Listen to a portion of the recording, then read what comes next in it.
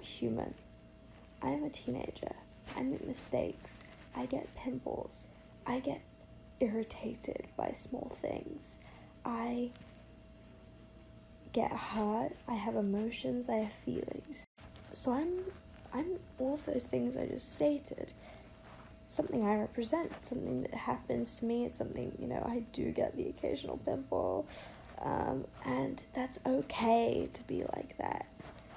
The thing that's so admirable about all of you guys is that you stand out, and you're beautiful, and you accept others, and you're kind, and if you continue to be yourself, then not only will you feel happy in your own skin, and if you are happy in your own skin, and if you truly love yourself, then you will love other people, and you will be kind to other people, and that's what's important, and that's what's going to get rid of hate, and that's what I stand for. So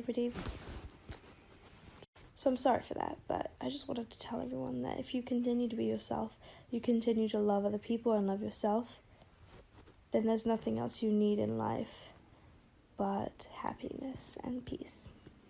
Love and light. And since I used Caleb's hashtag embrace your face, let's go thank Caleb. Thanks, Caleb, for your hashtag.